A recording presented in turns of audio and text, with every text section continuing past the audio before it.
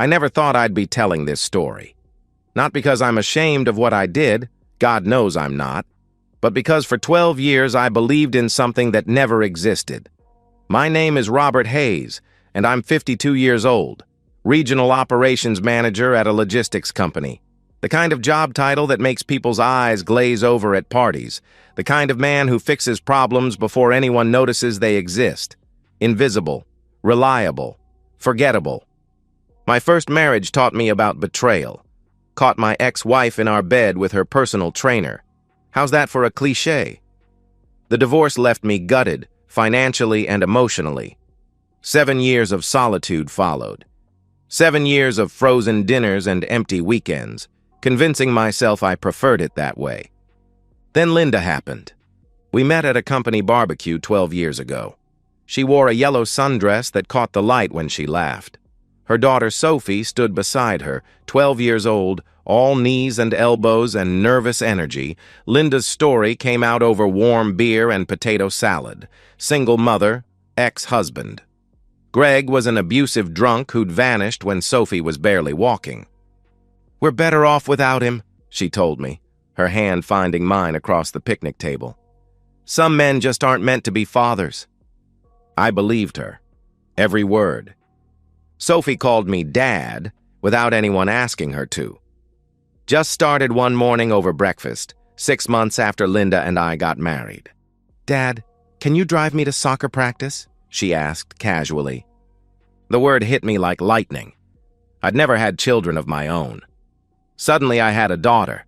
I became everything Greg never was. Private school tuition, $28,000 a year. Orthodontics, $6,000. College at State University, $32,000 annually. Her first car, a sensible Honda Civic. The security deposit on her downtown apartment when she graduated. Every boyfriend who broke her heart. Every promotion at her marketing job. Every milestone. I was there. Linda stopped working after we married. "Someone needs to manage the home," she'd say, though Sophie was already a teenager who barely needed supervision. I never questioned it. This was my family, my redemption. Sophie got engaged last spring to James. Good kid, steady job as an accountant, the kind of eyes that actually look at you when he shakes your hand. When he asked for my blessing, I gave it without hesitation. When Sophie called to tell me he'd proposed, she was crying so hard I could barely understand her. "Thanks, Dad," she managed between sobs. "For everything. For being everything." Those words. God. Those words meant everything. The wedding planning started immediately. Sophie had Pinterest boards dating back to high school, garden ceremony, evening reception, string lights and white roses, the Whitmore estate, an hour outside the city. "It's perfect, Dad," she said, scrolling through photos on her phone. "But it's so expensive." "Nothing's too much for you, sweetheart," I replied. I meant it. Signed every contract, wrote every check. $15,000 for the venue, $8,000 for catering, $3,000 for flowers, the photographer, the band, the cake that cost more than my first car. For 3 months, I worked overtime, 60, 70-hour weeks, sleeping in my truck between shifts sometimes. Living on gas station coffee and vending machine dinners, Linda would text me photos from dress fittings, cake tastings, floral arrangements. "You're amazing, Robert," she'd write. "Sophie's so lucky to have you." I was exhausted. I was broke. I was happy. Tuesday evening came like any other, 3 days before the wedding. I was reviewing the final vendor payments when Linda and Sophie walked into the living room. They were holding hands, which should have been my first warning. Their faces wore that careful expression people get when they've rehearsed bad news in the mirror. "Dad," Sophie started, "we need to talk about the wedding." The words hung in the air like a blade about to fall. I set down my paperwork, tried to read their faces. Linda wouldn't meet my eyes. "I've been thinking a lot about Saturday," Sophie continued, her voice gaining momentum like she needed to get it all out before she lost her nerve, "about who I want to walk me down the aisle." I smiled, confused. "Cold feet? James is a good—" "No, Dad, it's not about James," she interrupted. She squeezed Linda's hand tighter. My chest went cold. I didn't know it then, sitting in that living room I'd paid for, looking at the two people I'd built my entire world around. But the next 60 seconds would erase 12 years. Everything I thought I knew, everything I thought I was to them, was about to crumble into dust. And honestly, looking back now from where I sit, free and clear and 3,000 miles away, they did me a favor. I want my biological father to walk me down the aisle. The words didn't register at first. They bounced off my brain like rain on glass, refusing to penetrate.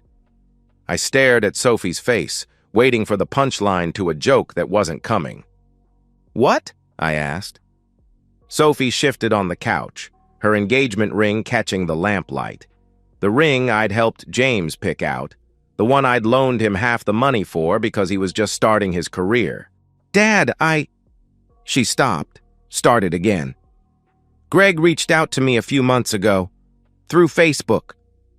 Greg. The name was poison in my mouth. The drunk, the abuser, the ghost who'd abandoned them both. "He's changed, Dad," she continued. "He's been sober for 2 years. He goes to meetings, has a sponsor, the whole thing. He's in therapy. He has a job now, an apartment. He wants to make amends."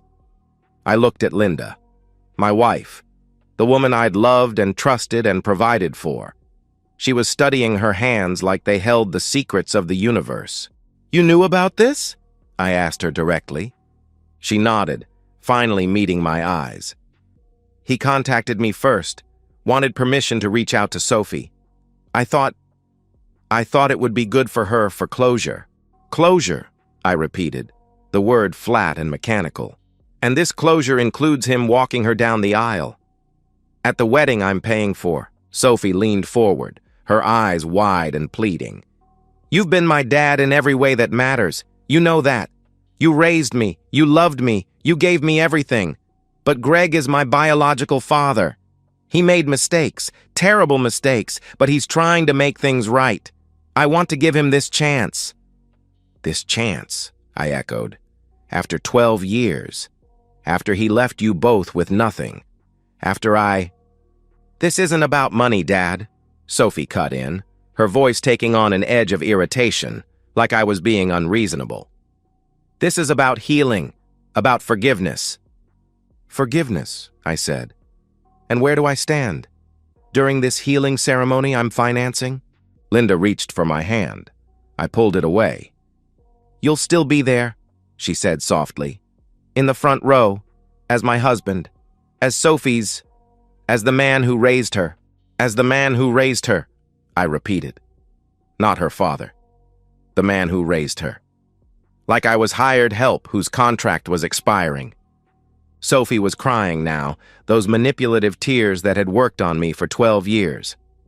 "Please, Dad, please understand. This doesn't change anything between us." But it did. It changed everything. I saw it all so clearly in that moment. The truth of what I'd been to them.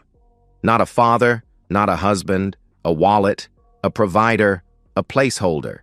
Someone to pay the bills and fix the problems and work himself into the ground while they waited for the real father to get his act together. 12 years of private school while Greg was getting drunk. 12 years of birthday parties while Greg was in rehab. 12 years of love and sacrifice while Greg was finding himself. And now, with 3 days before the wedding I'd killed myself to pay for, they wanted me to step aside, to sit in the congregation and watch another man, the man who'd abandoned them, take the honor I'd earned. Something inside me broke, not dramatically, not violently. It simply stopped, like a watch that suddenly quits ticking. The love, the obligation, the need to provide and protect, gone, just like that. But my face stayed calm. 20 years in logistics teaches you to never show your hand when negotiations go south. "If that's what you want," I said evenly. Sophie's face lit up like Christmas morning. "Really? You're okay with it?" "Sure," I lied, smooth as silk. "Whatever makes you happy, sweetheart." She flew across the room, threw her arms around me. "Oh, Dad, thank you. Thank you for understanding. I knew you would. You always understand. Linda kissed my cheek, relief flooding her features. You're such a good man, Robert. So generous. Greg will be so grateful.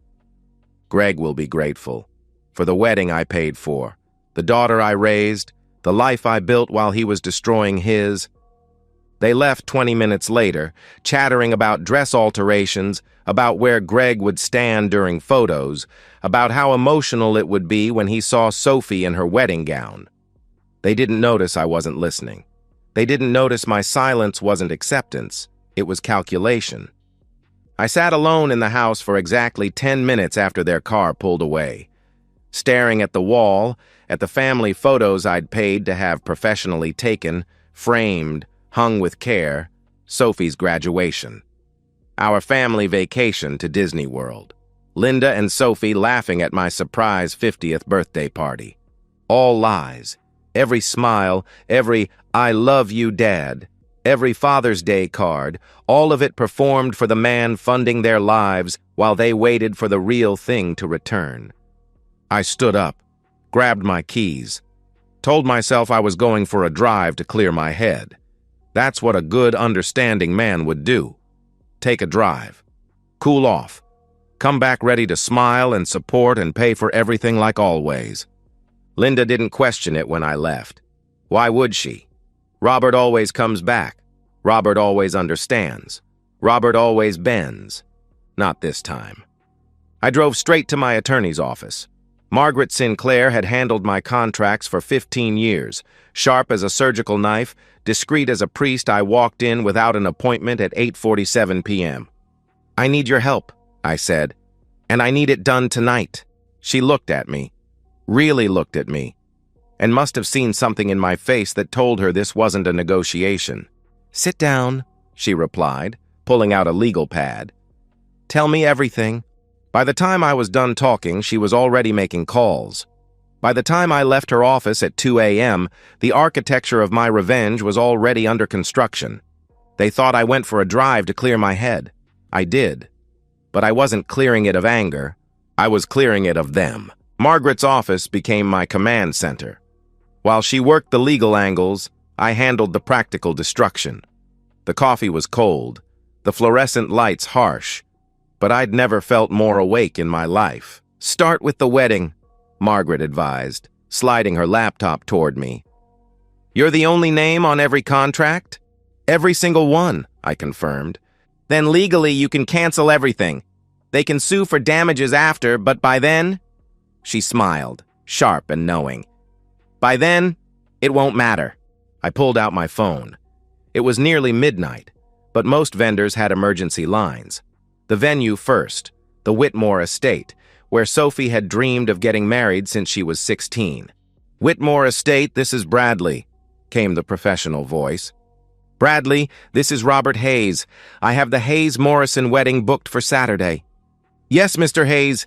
Everything's set for your daughter's big day, he responded cheerfully. Cancel it, I interrupted. Silence. Then, I'm sorry? Cancel the entire booking. The wedding is off, I stated firmly. Sir, you'll forfeit the entire deposit. That's $15,000, and we can't refund any, he warned. I understand. Cancel it, I repeated. Mr. Hayes, may I ask, he began. No, cancel it. Send confirmation to my email. Thank you. I hung up. The caterer was next. 8 in the evening in California meant it was past closing, but I had the owner's cell from when we'd negotiated the menu. Tony, it's Robert Hayes, I said when he answered. Robert, calling about the appetizers? We can still adjust, Tony offered eagerly. Cancel the entire order, I cut him off. What? The wedding's in 3 days, he exclaimed. There is no wedding. Cancel everything, I instructed. Robert, you're looking at a complete loss here. $8 grand, gone, Tony warned. Fine, I replied. You can't be serious, he protested. Send me written confirmation that it's canceled, tonight. I ended the call. The photographer, the florist, the band, The cake that cost $3,000 and had taken 4 consultations to design. The vintage Rolls-Royce that was supposed to drive Sophie and Greg, away from the reception. Every single thing I'd paid for, I systematically destroyed with a phone call. Some vendors argued, some pleaded. The cake decorator actually cried. Apparently, she'd been working on it for a week. I felt nothing. Each cancellation was another bar removed from my cage. By 1 a.m., the wedding was gone. Erased. Like it had never existed. Phase 2, Margaret announced, pulling up banking sites. Finances. This was trickier, but not impossible. The joint accounts were in both our names, but I was the primary. I could withdraw everything without Linda's signature. The credit cards were all under my account. Linda and Sophie were just authorized users. I moved methodically through each account, checking $47,000 transferred to my personal account. Savings, $73,000 moved. The emergency fund, $30,000 investment account, $120,000.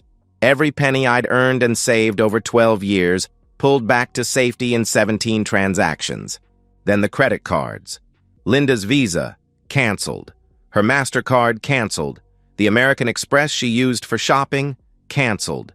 Sophie's card for emergencies that somehow got used at Starbucks daily, canceled. Now the house, Margaret said. This was the masterstroke. The house was mine. Purchased before I married Linda, never added her to the deed despite her hints over the years. We're married, she'd say. What's yours is mine. But I'd always found excuses to delay the paperwork. Some instinct, maybe. Some small voice that warned me to keep one thing that was truly mine. I want it on the market tomorrow, I told Margaret. Price it to sell fast. Robert, that's your home, she started. It's a house. One I no longer want to live in, I corrected. She studied me for a long moment. You're really doing this. They made their choice. I'm making mine, I answered. By 3 a.m., I was back at the house, packing. I moved like a ghost through rooms where Linda and Sophie slept, unaware that their lives were already destroyed. I took only what mattered. Clothes, documents, the watch my father left me, photos of my parents. Everything else was contaminated by the lie I'd been living. I loaded my truck in the dark. 3 trips, quiet as a thief, though I was stealing nothing that wasn't already mine. The last load included my golf clubs.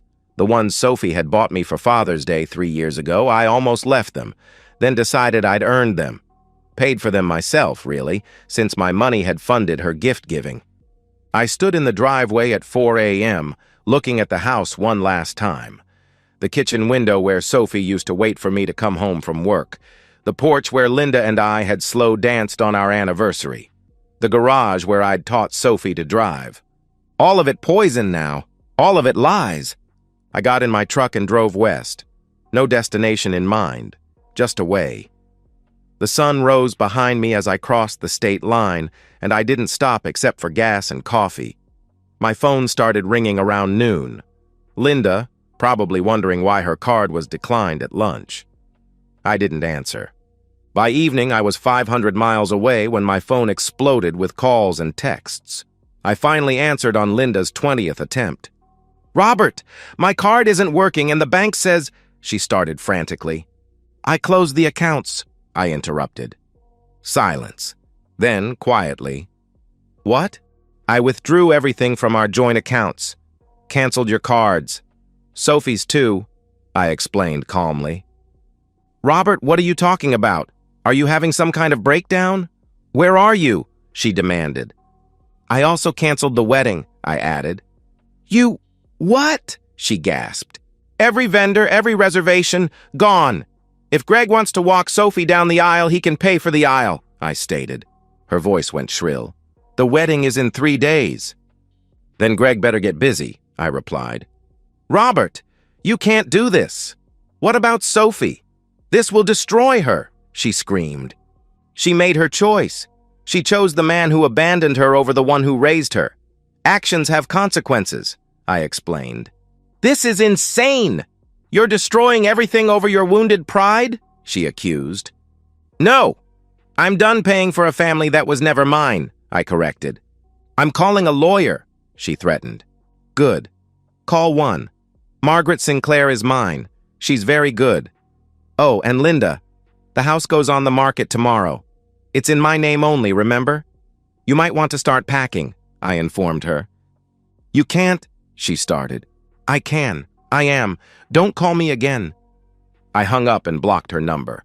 Sophie called 30 seconds later from her phone. I almost didn't answer, then decided she deserved to hear it from me.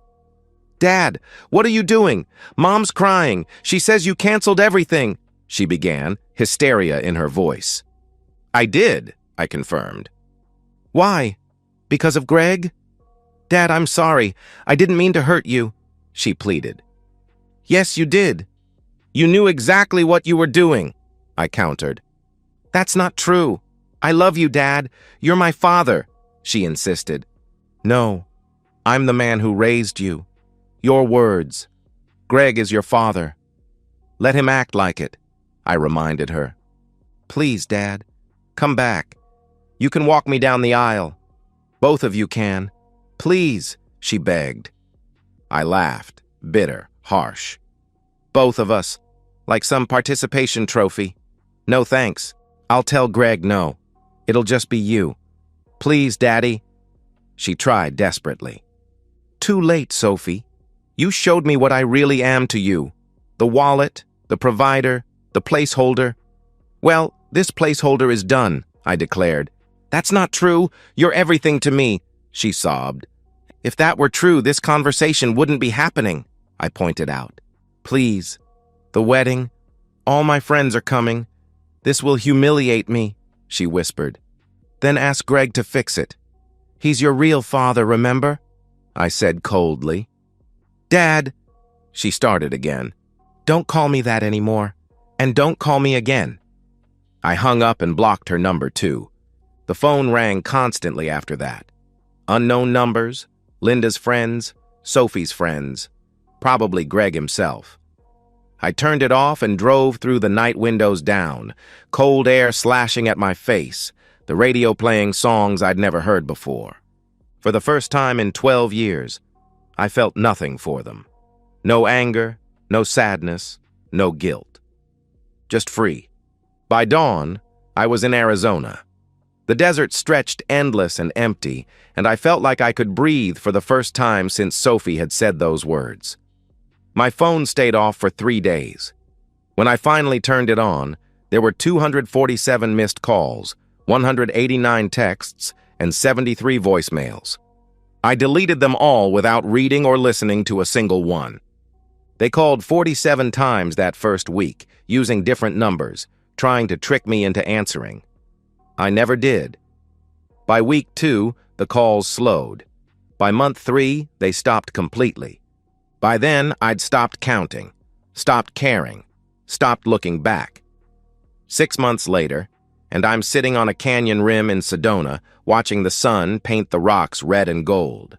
My phone buzzes, a text from Margaret. House sold, $620,000. After fees, $580,000 deposited to your account. Hope you're well. I am well. Better than I've been in years. The house sold in 2 weeks, price to move, just like I wanted.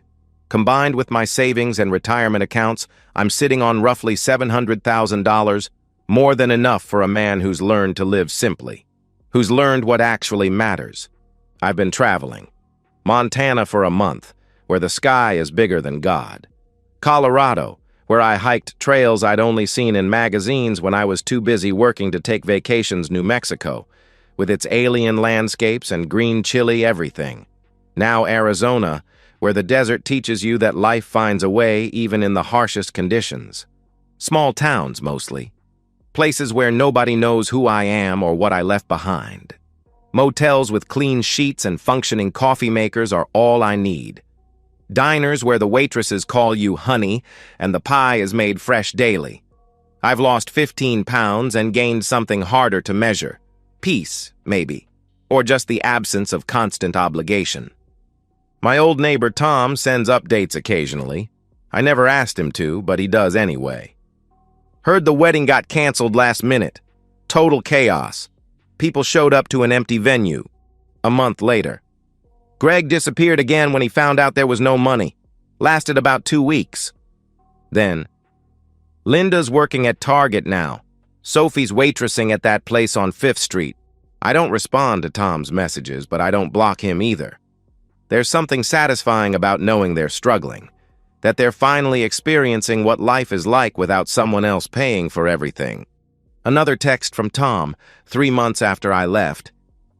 Sophie came by looking for you, cried on my porch, kept saying she was sorry. Sorry. Such a small word for such a big betrayal. I delete the message and order another beer. The bartender here knows my name, Robert, but nothing else. Doesn't know I once had a daughter who wasn't really mine, a wife who saw me as a means to an end, a life that looked perfect from the outside and was rotten at its core. You hiking Cathedral Rock tomorrow? The bartender asks me. Thinking about it, I reply. Beautiful trail, tough climb, but worth it for the view, he comments. Worth it. I think about that phrase a lot now. What's worth it and what isn't? 12 years of sacrifice for people who traded me in the moment a better option appeared? Not worth it. This sunrise, this beer, this freedom? Worth everything. My phone rings. Unknown number with my old area code. I let it go to voicemail, then delete it without listening. Could be Linda or Sophie using a friend's phone, could be Greg, looking for money. Could be anyone from that old life. Doesn't matter. That life is dead. I've been dating someone. Nothing serious.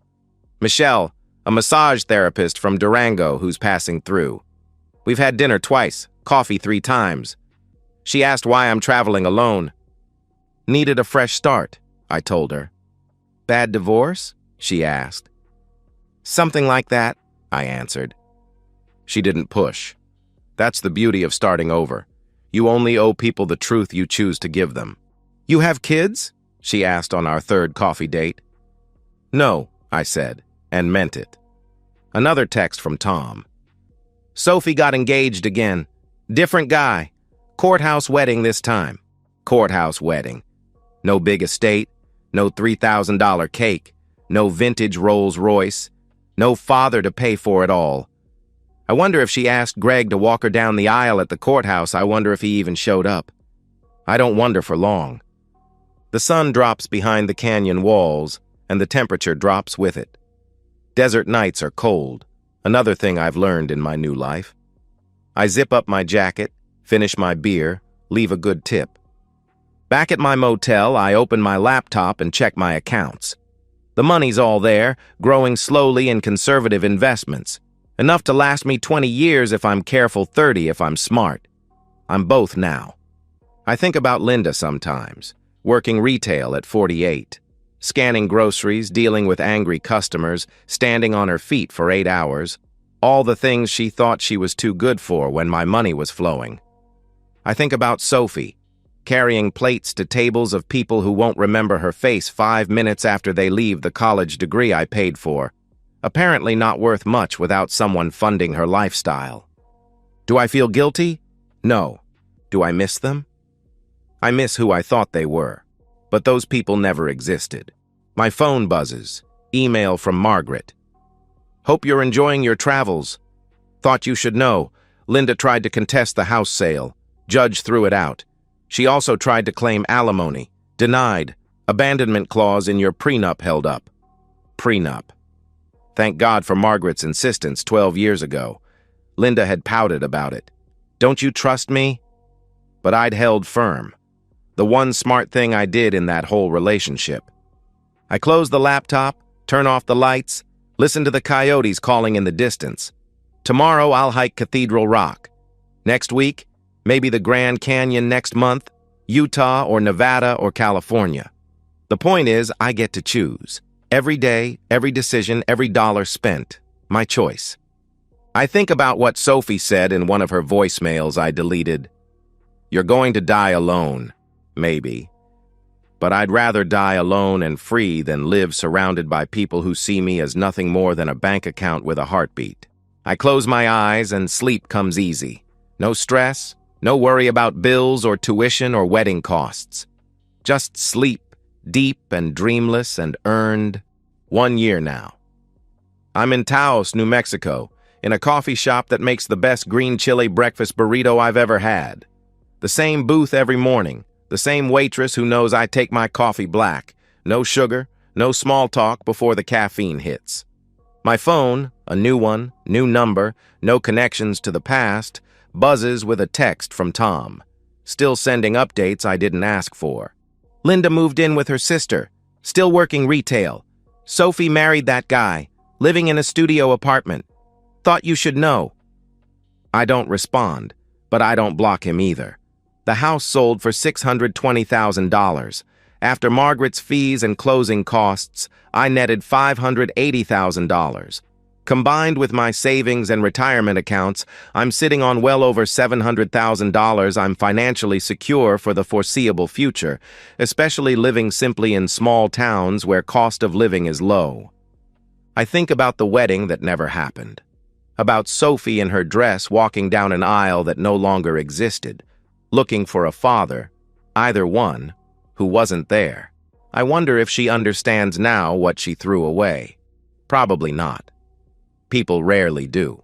I think about Linda, working retail at 48, no longer able to coast on my income. About the joint accounts she took for granted, the credit cards that stopped working, the house she assumed was hers. She made her choice too, siding with Sophie, orchestrating the healing that required Robert's erasure. Robert doesn't feel guilty. He feels light, unburdened. The anger is gone now, replaced by something calmer. Acceptance, clarity. I've hiked the Rockies, watched storms roll across the desert, sat in diners listening to strangers' stories. I've dated a woman in Durango, nothing serious, just coffee and conversation and honesty. She asked once why I moved west. Needed a fresh start, I said. She didn't push. That's the thing about starting over. You only owe people the truth you want to give. His phone buzzes. Tom again. Sophie got engaged. Different guy. Courthouse wedding. Thought you'd want to know. I don't respond, but I think, good for her. Hope this one doesn't need a father figure who pays for everything. I finish my coffee, tip well, walk out into the New Mexico sun. The mountains rise blue and distant. The air smells like juniper and freedom. I'm 53 years old. I've got years ahead of me, and they're mine now. Not Linda's, not Sophie's, mine. If you're reading this and you see yourself in my story, if you're the one who provides, who sacrifices, who bends until you break, hear me, walk away. The world's a big place. It's waiting for you. Don't let people use you. Don't let them take your love for granted. And when they show you who they really are, when they look you in the eye and tell you you're replaceable, believe them. Then leave. I don't regret the 12 years. I regret staying 12 minutes after Sophie asked for Greg. But I learned. I chose myself. And I've never looked back. To freedom. To second chances. To the life you build when you finally put yourself first. I close my laptop, pack my bag, and head for the road. Next stop, Santa Fe. After that, who knows? The point is, it's my choice now, and that's all that matters.